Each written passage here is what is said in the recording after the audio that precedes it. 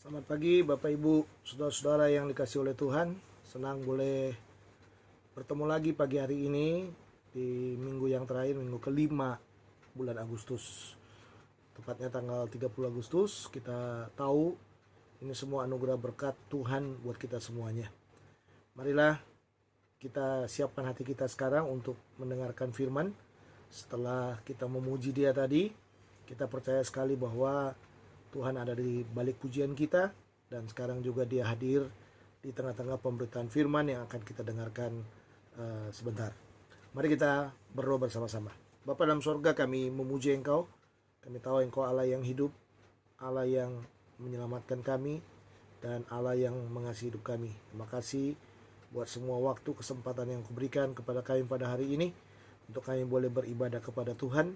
Dan saat ini kami siapkan hati kami untuk mendengarkan firman-Mu. Tolonglah hamba-Mu yang akan menyampaikan. Biarlah kami semuanya ada dalam hikmat dan pertolongan yang daripada Tuhan. Biarlah Kau menjamah hati pikiran kami, lembutkan, dan biarlah Roh-Mu hadir di tengah-tengah pemberitaan firman ini.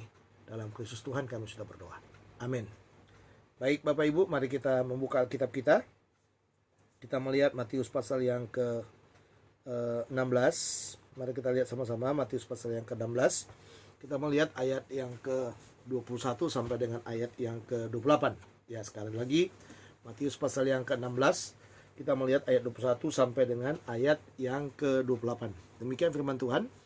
Sejak waktu itu Yesus mulai menyatakan kepada murid-muridnya bahwa ia harus pergi ke Yerusalem dan menanggung banyak penderitaan dari pihak tua-tua, imam-imam kepala, dan ahli-ahli Taurat, lalu dibunuh dan dibangkitkan pada hari ketiga. Tetapi Petrus menarik Yesus ke samping dan menegur dia, katanya, "Tuhan, kiranya Allah menjauhkan hal itu sekali-sekali tak menimpa Engkau." Maka Yesus berpaling dan berkata kepada Petrus, "Nyala iblis, kau suatu batu sandungan bagiku, sebab engkau bukan memikirkan apa yang dipikirkan Allah, melainkan apa yang dipikirkan manusia." Lalu Yesus berkata kepada murid-muridnya, "Setiap orang yang mau mengikut aku, ya harus menyangkal dirinya, memikul salibnya dan mengikut aku. Karena barang siapa mau menyelamatkan nyawanya, ia akan kehilangan nyawanya. Tetapi barang siapa kehilangan nyawanya karena aku, ia akan memperolehnya. Apa gunanya seorang memperoleh seluruh dunia tetapi kehilangan nyawanya? Dan apakah yang dapat diberikan sebagai ganti nyawanya? Sebab anak manusia akan datang dalam kemuliaan Bapa diiringi malaikat-malaikatnya. Pada waktu ia akan membalas setiap orang menurut perbuatannya. Aku berkata kepadamu, sesungguhnya di antara orang yang hadir di sini, ada yang tidak akan mati sebelum mereka melihat anak manusia datang sebagai raja dalam kerajaannya." Bapak Ibu, saudara-saudara yang dikasih oleh Tuhan, hari ini tema kita adalah menjadi teladan bagi semua orang. Ya, menjadi teladan bagi semua orang. Ya, dengan asumsi kalau kita menjadi teladan, berarti kita jangan menjadi batu sandungan bagi orang lain. Ya, jangan menjadi batu sandungan bagi orang lain. Tetapi kita dikatakan kita perlu menjadi teladan bagi orang lain. Nah, pengertian kata teladan yang berarti dikatakan itu adalah perbuatan yang dapat ditiru. Jadi kalau dikatakan teladan itu artinya adalah perbuatan yang dapat ditiru atau dicontoh. Ya, sedangkan keteladanan berarti hal-hal yang dapat ditiru atau dicontoh. Jadi kalau orang mengatakan lihat dong teladan dari dia, berarti yang kita lihat adalah sesuatu yang bisa kita tiru atau kita contoh. Kalau ditingkatkan dengan kata keteladanan, berarti sesuatu yang bisa kita lihat di sana, yang memang benar-benar bisa kita petik dan kita ikuti dari orang itu. Jadi kalau dikatakan menjadi teladan bagi semua orang, ini berarti kita harus senantiasa menunjukkan perbuatan yang baik yang dapat dicontoh sehingga hidup kita menjadi contoh bagi orang lain. Jadi nggak ada yang lain ya. Jadi kalau dikatakan menjadi teladan, berarti semua perbuatan kita, apa yang kita lakukan, itu harus menjadi contoh bagi orang lain. Nah, lawan dari menjadi teladan adalah menjadi batu sandungan. Nah, ini makanya dikatakan ya dalam judul kita ini menjadi teladan bagi semua orang. Ya, dengan asumsi dikatakan janganlah menjadi batu sandungan. Jadi karena apa? Karena lawan daripada teladan itu adalah batu sandungan. Kata batu sandungan dalam bagian ini adalah sebuah kiasan untuk sebuah perilaku ya atau tingkah laku yang membuat orang lainnya menjadi berdosa atau berperilaku merusak. Ya, ini berarti kita dituntun menjadi teladan, bukan menjadi batu sandungan. Ya, kita diminta menjadi berkat, bukan membuat orang menjadi berdosa. Hidup adalah keteladanan, bukan sandungan bagi orang lain. Sekali lagi, hidup adalah keteladanan, bukan menjadi sandungan bagi orang lain. Kita harus menjadi teladan bagi semua orang. Ya, kita harus menjadi teladan bagi semua orang. Bagaimana caranya? Ya, kita bisa melihat di dalam bagian ini ada 3 cara sebenarnya. Cara yang pertama, kita harus fokus kepada rencana Allah bagi kita. Ini dinyatakan dalam ayat 21. Ya, kita harus fokus kepada rencana Allah bagi kita dalam ayat 21. Ya, artinya rencana Allah bagi Tuhan Yesus adalah menyelamatkan dunia ini dengan cara mati di atas kayu salib. Nah, ini harus kita tahu. Ya, siapapun kita harus tahu rencana Allah bagi hidup kita itu apa. Supaya apa? Supaya kita bisa menampilkan keteladanan dalam hidup kita. Ya, jadi kalau kita tidak memahami rencana Allah dalam hidup kita, justru kita tidak bisa menampilkan keteladanan itu dalam hidup kita. Justru karena kita tahu rencana Allah bagi hidup kita, itulah yang mendorong kita untuk hidup menjadi teladan bagi orang-orang yang ada di sekitar kita. Nah, dalam ayat 21 dinyatakan demikian. Sejak waktu itu, Yesus mulai menyatakan kepada murid-muridnya bahwa ia harus pergi ke Yerusalem dan menanggung banyak penderitaan dari pihak tua-tua, imam-imam kepala, dan ahli-ahli Taurat. Lalu dibunuh dan dibangkitkan pada hari ketiga. Nah, ada kata yang penting dalam bagian ini yang dikatakan adalah sejak waktu itu. Ya, sejak waktu itu. Lalu kata yang dikatakan lagi menyatakan. Itu kata-kata penting dalam ayat ini, menyatakan. Lalu pergi ke Yerusalem dan menanggung banyak penderitaan. Lalu dibunuh dan dibangkitkan. Nah, teladan yang Tuhan Yesus tinggalkan bagi kita adalah fokus pada rencana Allah bagi dia. Nah, kita bisa melihat hal ini lewat pernyataan tadi. Sejak waktu itu. Sejak kapan? Sejak dia menubuatkan gereja yang kita khotbahkan minggu yang lalu. Ya, sejak dia menubuatkan tentang gereja, sekarang fokus pemberitaannya, fokus pembicaraannya tidak lagi hal-hal yang berkaitan dengan dengan mungkin dengan mujizat, ya, atau hal-hal penting yang lainnya.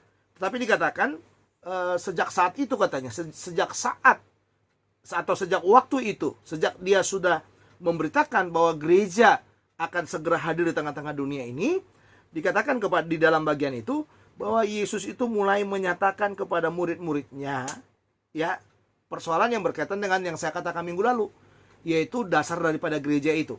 Dasar daripada gereja itu, Tuhan Yesus katakan dia adalah Petranya. Dan di atas batu karang ini, pada waktu dia menunjuk kepada dirinya itu, ya, aku akan membangun jemaatku.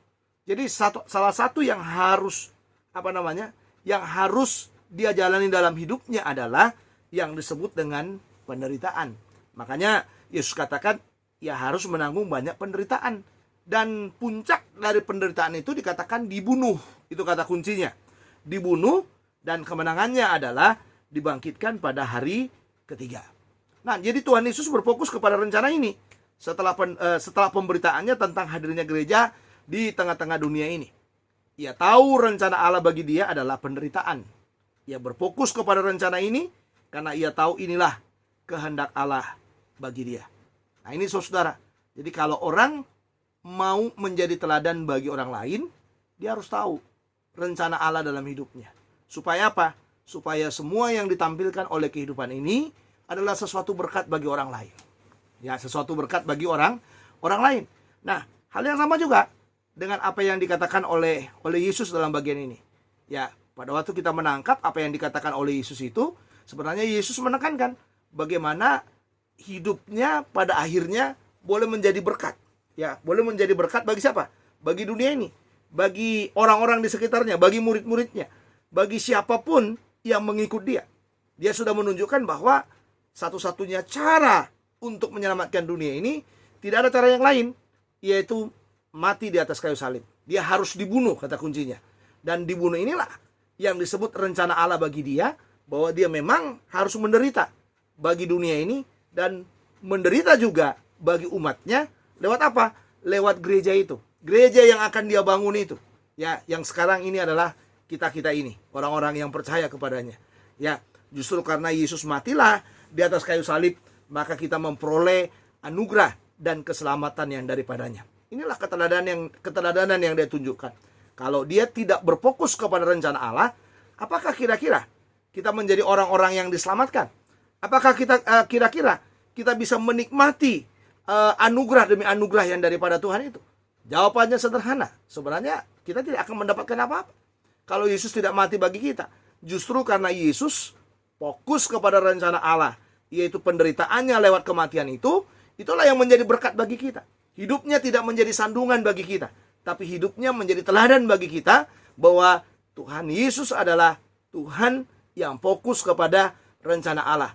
Ya, semua rencana Allah dalam hidupnya, mulai nubuatan tentang kehadirannya, dia hadir di tengah-tengah dunia ini, dia mengerjakan segala sesuatu, fokusnya hanya satu, yaitu berjalan di dalam rencana Allah.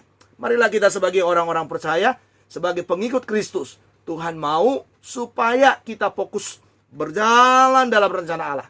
Dari waktu ke waktu, dari tempat ke tempat, dari masa ke masa, ya, dari pergumulan demi pergumulan, ya, dari beratnya tanggungan demi tanggungan dalam hidup kita.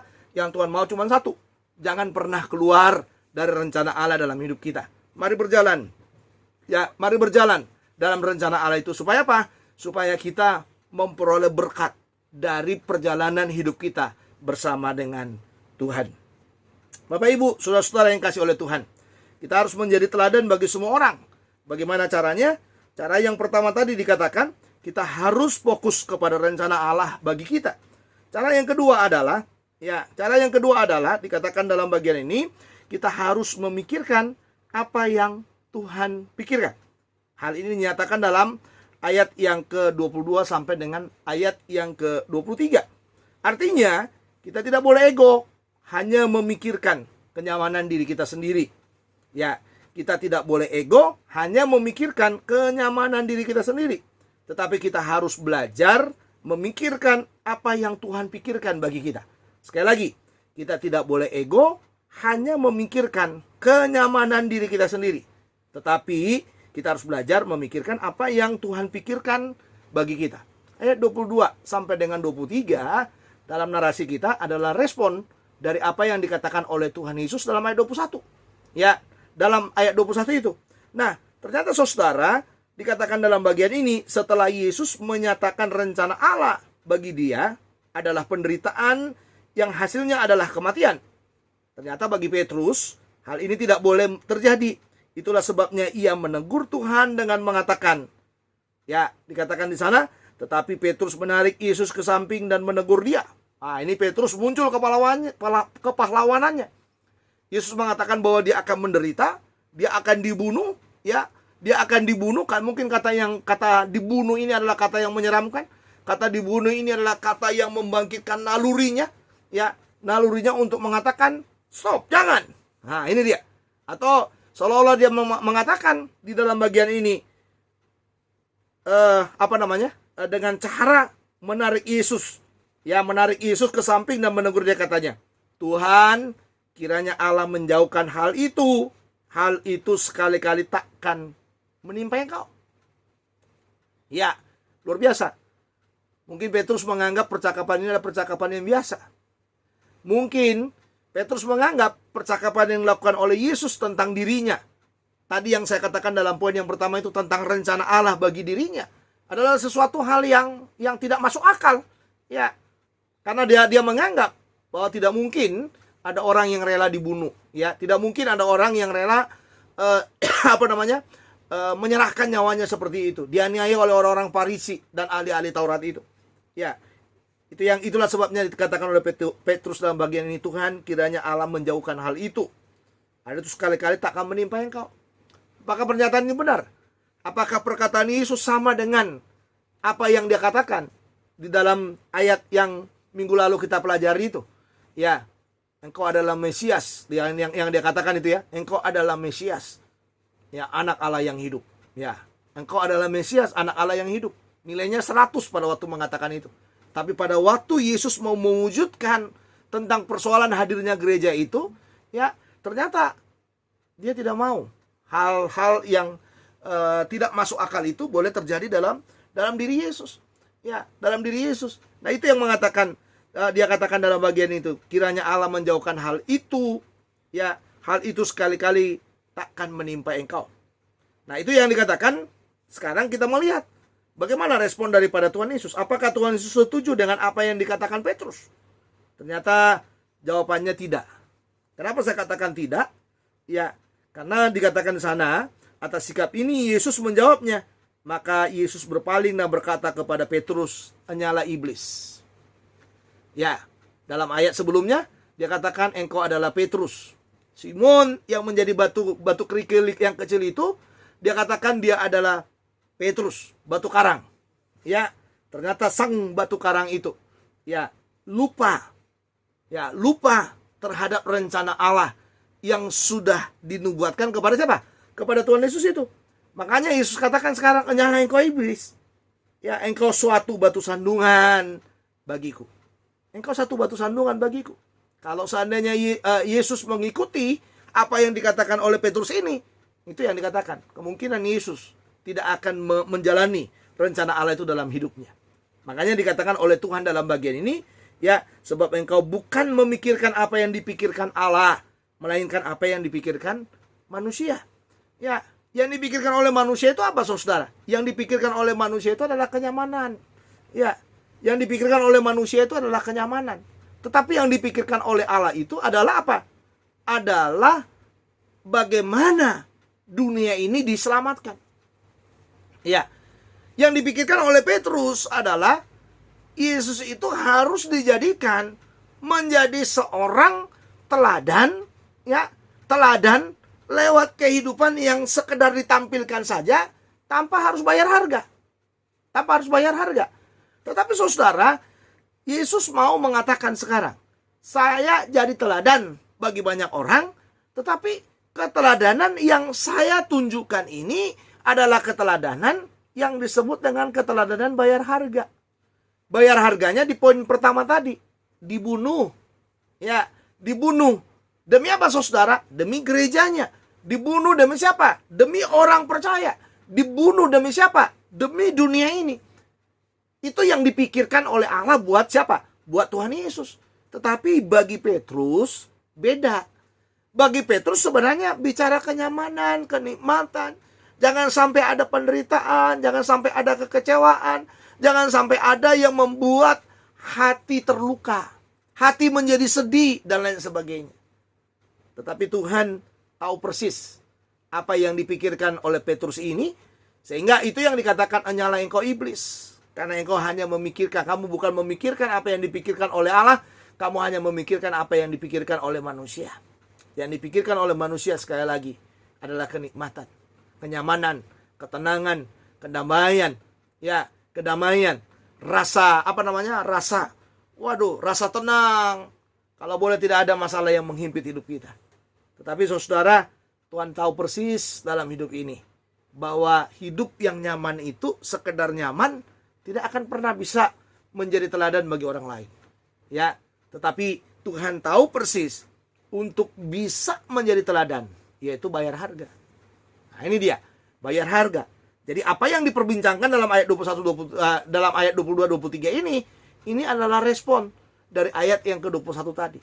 Ya, respon dari ayat yang ke-21 tadi. Kalau kita bisa melihat dalam hermeneutika naratifnya, ini adalah adegan yang ditunjukkan setelah di adegan yang pertama tadi. Yesus menyatakan bahwa dia akan berjalan dalam rencana Allah. Dan sekarang di adegan yang kedua, Petrus seolah-olah melarang Yesus supaya tidak menjalani rencana Allah dalam hidupnya. Tetapi Yesus menjawab ini dengan kata apa? Untuk kita bisa tetap menjadi teladan yang berjalan dalam rencana Allah itu, kita harus belajar memikirkan apa yang dipikirkan oleh Allah tentang hidup ini. Apa yang dipikirkan oleh Allah tentang hidup ini? Ya, apakah saudara tahu apa yang dipikirkan oleh Allah tentang hidup saudara? Apakah saudara tahu apa yang direncanakan oleh Allah tentang masa depanmu? Ya, Kadang-kadang kalau sudah tidak nikmat, kalau sudah tidak enak, kalau sudah akhirnya adalah penderitaan, kalau pada akhirnya adalah bicara ketidaknyamanan, kadang-kadang kita menganggap bahwa seolah-olah Allah tidak lagi memperhatikan kita. Tidak lagi bersama dengan kita. Tidak lagi ada di pihak kita. Tetapi saudara, yang Tuhan mau katakan sekarang, orang-orang yang memikirkan rencana Allah, memikirkan apa yang dipikirkan oleh Allah tentang hidupnya, tentang masa depannya, tentang perjalanannya, adalah orang-orang yang benar-benar berjalan di dalam keteladanan itu. Ya, berjalan dalam keteladanan itu. Jadi marilah kita tampilkan keteladanan itu dengan cara apa? Dengan cara memikirkan apa yang dipikirkan oleh Allah bagi kita. Ya, jadi jauhkan pikiran saudara dari hal-hal yang tidak dipikirkan oleh Allah. Hari-hari saudara jauhkan dari hal-hal yang tidak dipikirkan oleh Allah bagi saudara. Ya, waktu-waktu saudara jauhkan dari waktu yang tidak dipikirkan oleh Allah bagi saudara. Jadi mari jalani waktu itu dengan menjalaninya dengan apa? Dengan apa yang dipikirkan oleh Allah bagi kita. Bapak Ibu, saudara-saudara yang dikasihi oleh Tuhan, kita harus menjadi teladan bagi semua orang. Bagaimana caranya? Cara yang pertama tadi, kita harus fokus kepada rencana Allah bagi kita. Lalu saudara, cara yang kedua, dikatakan tadi kita harus memikirkan apa yang Tuhan pikirkan atau apa yang Allah pikirkan bagi kita. Lalu yang ketiga, yang terakhir adalah dikatakan begini, kita harus memenuhi standar menjadi pengikut Tuhan Yesus. Artinya adalah kita tidak akan bisa asal menjadi pengikut. Kita perlu tahu syarat mengikut dia. Dan sekali lagi saya katakan, ya, ayat yang ke 24 sampai 28 ini juga adalah respon dari apa yang dikatakan oleh Petrus tadi. Ya, setelah dikatakan hanyalah engkau iblis, ya, engkau hanya memikirkan apa yang dipikirkan oleh manusia, tapi bukan yang dipikirkan oleh Allah. Lalu sekarang Tuhan mengungkapkan kepada kita untuk bisa menjadi teladan. Kita harus tahu juga syarat untuk mengikut dia. Nah, syarat untuk mengikut dia dikatakan dalam ayat yang ke-24 itu. Lalu Yesus berkata, ya, kepada murid-muridnya, setiap orang yang mau mengikut aku. Ya, garis bawah ya. Yang mau mengikut aku, ya harus menyangkal dirinya, memikul salibnya, dan mengikut aku. Ada 3 kata kunci sana. Yang pertama, sangkal diri. Ya, sangkal diri itu apa? Kita menahan semua ego kita. Kita menahan semua kenikmatan yang bisa kita nikmati. Ya, demi apa? Itu tadi yang dikatakan dalam poin yang kedua itu. Demi apa yang dipikirkan oleh Tuhan dalam hidup kita. Nah, lalu yang berikutnya dikatakan memikul salibnya. Ya, memikul salibnya. Ini bicara apa? Kita siap menderita bagi dia. Ya, kita siap menderita bagi dia. Nah, baru dikatakan mengikut aku dan mengikut aku. Mengikut aku berarti apa, saudara? Ya, siap menderita tadi, mengikut aku berarti segala resiko dari pengikutan itu kita harus tanggung. Ya, jadi sekali lagi ya, untuk menjadi syarat untuk menjadi pengikut Tuhan itu adalah dikatakan sangkal diri. Sangkal diri arti apa? Tahan ego, tahan kenikmatan, tahan kehendak kita, tahan kemauan kita. Lalu yang berikutnya katakan pikul salib. Pikul salib artinya apa? Siap menderita. Ya, lalu yang berikutnya dikatakan mengikut aku. Nah, ini baru layak mengikut ya. Jadi sangkal diri, pikul salib, baru ikut. Nah, itu dia. Sekalipun Tuhan katakan dalam bagian ini ya bahwa untuk mengikut dia, ya untuk mengikut dia menjadi pengikut, ya itu dia. Yang disebut pengikut itu adalah sangkal diri, memikul salib, ikut aku. Nah, baru dipertegas semuanya di dalam ayat yang ke-25 itu. Karena barang siapa mau menyelamatkan nyawanya, ia akan kehilangan nyawanya. Tetapi barang siapa kehilangan nyawanya karena aku, ia akan memperolehnya. Ini menegaskan lagi yang dikatakan oleh Tuhan Yesus kepada siapa? Kepada Petrus tadi. Ya, selama kita memikirkan kenyamanan kita, kenikmatan kita, selama kita, salah satu kenyamanan kita adalah kita nggak rela kehilangan nyawa kita demi mengikuti Yesus, saudara-saudara. Nah, itu yang dikatakan dalam bagian ini. Kita akan kehilangan nyawa kita. Kita akan kehilangan kenikmatan kita. Makanya itu yang dikatakan, ya, di dalam ayat 26 itu, apa gunanya seorang memperoleh seluruh dunia, tetapi kehilangan nyawanya? Dan apakah yang dapat diberikannya sebagai ganti nyawanya? Apa yang mau kita peroleh? Ya, apa gunanya seorang memperoleh seluruh dunia tetapi kehilangan nyawanya? Atau bahasa yang paling sederhana, apa gunanya saudara menikmati segalanya, kenyamanan apa yang saudara nikmati dalam hidup saudara, saudara senang, ya kan, dan lain sebagainya, tapi saudara kehilangan nyawamu, kehilangan masa depanmu, ya, kehilangan kesempatan untuk mengikut Dia, kehilangan kesempatan untuk masuk ke dalam kerajaan sorga. Karena apa saudara? Karena kita tinggal dalam kenikmatan kita itu. Nah, makanya dikatakan dalam bagian ini, ayat 27 menegaskan kepada kita, sebab anak manusia akan datang dalam kemuliaan Bapa diiringi malaikat-malaikatnya. Pada waktu itu Ia akan membalas setiap orang menurut perbuatannya. Jadi kalau kita nggak pernah memikirkan pikiran-pikiran Allah tadi, saudara, kita akan dibalas sesuai dengan perbuatan kita. Kalau kita hanya memikirkan kenikmatan dunia ini, ya kita sudah mendapatkannya. Ya, maka kita akan kehilangan di kekekalan itu, kita akan kehilangan segalanya. Makanya dikatakan dalam ayat 28, aku berkata kepadamu, sesungguhnya di antara orang yang hadir di sini ada yang tidak akan mati sebelum mereka melihat Anak Manusia datang sebagai raja dalam kerajaannya. Jadi mari kita belajar sebagai orang percaya untuk melihat, ya, bahwa penting sekali bagi kita di dalam bagian ini ditegaskan kepada kita, ya, bahwa mengikut Yesus itu kita harus tahu standar, ya, standar mengikut Yesus itu apa? Standarnya sederhana, ya, sangkal diri, pikul salib, ikut Tuhan. Sangkal diri, pikul salib, ikut Tuhan. Ya, supaya apa? Kalau kita udah mampu menyangkal diri, siap menderita, siap ikut Tuhan, berarti kita siap kehilangan semuanya. Kita siap bayar harga. Harga yang paling mahal dalam hidup kita ini adalah nyawa kita.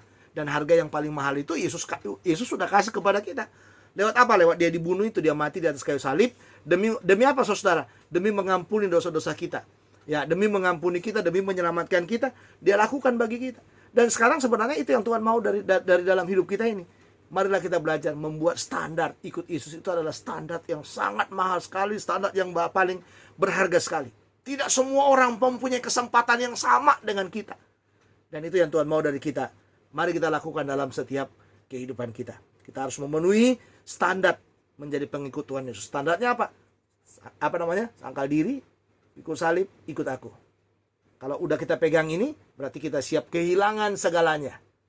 Tapi kalaupun kita kehilangan segalanya, Tuhan katakan nanti pada waktu aku datang kembali, aku akan membalas semua perbuatan-perbuatan yang kita lakukan tadi. Kalau kita udah rela bayar harga, Tuhan membalasnya. Dengan apa? Dengan upah yang sangat luar biasa sekali. Dengan upah yang bisa menjadi berkat. Ya, dengan upah di mana kita bisa menikmati segala sesuatu yang Tuhan sudah rencanakan dalam hidup kita. Bapak Ibu, saudara-saudara yang kasih dalam Tuhan, ya, kita harus menjadi teladan bagi semua orang. Bagaimana caranya? Yang pertama, kita harus fokus kepada rencana Allah bagi kita. Lalu yang kedua adalah, dikatakan dalam bagian ini, kita harus memikirkan apa yang Allah pikirkan bagi kita. Lalu yang terakhir, kita harus memenuhi standar menjadi pengikut Tuhan Yesus. Mari kita berdoa. Bapa dalam sorga, terima kasih buat firman-Mu. Meteraikan dalam hati kami.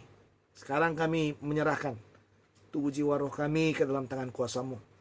Dalam masa-masa sulit, masa pandemi sekarang, tolong kami semuanya. Beri kami kekuatan hikmat yang daripada Tuhan, supaya kami boleh berjalan dalam kebenaran yang daripada-Mu. Beri kami hikmat dan pengetahuan yang daripada Tuhan, supaya kami memikirkan apa yang Tuhan pikirkan dalam hidup kami. Dan beri kami hikmat dan pengetahuan daripada Tuhan, supaya standar dalam mengikut Tuhan itu menjadi standarnya kami juga. Sangkal diri, pikul salib, dan ikut Tuhan. Biarlah Tuhan, firman ini menjadi bagian daripada hidup kami. Dan biarlah ini menolong kami juga untuk melewati hari-hari kami. Bahwa kami sangat memahami persis betapa luar biasanya rencana Tuhan dalam setiap kehidupan kami. Jauhkan kami Tuhan dari hal-hal yang tidak berkenan kepadamu. Tolonglah kami semuanya. Berilah kami kesehatan. Berilah kami kekuatan. Berilah kami sukacita. Berilah kami berkat yang daripada Tuhan sepanjang minggu ini. Supaya kami boleh berjalan dengan kekuatan yang baru yang daripada Tuhan. Meteraikan firman-Mu dalam hati kami. Dan kami siap melakukannya bersama dengan Roh Kudus. Dan biarlah Roh Kudus menolong kami semuanya. Dalam Kristus Tuhan kami sudah berdoa. Amin. Baik, Bapak Ibu, selamat pagi semuanya. Saya percaya apa yang kita sudah dengarkan dalam firman ini, biarlah itu menjadi berkat bagi hidup kita. Tetap semangat dalam menjalani hari-hari kita. Fokus terus kepada rencana Allah, kepada apa yang Tuhan pikirkan bagi kita. Dan terapkan standar mengikut Yesus. Adalah standar yang sangat mahal. Sangkal diri, pikul salib, ikut Tuhan. Tuhan Yesus memberkati kita. Selamat pagi, Shalom.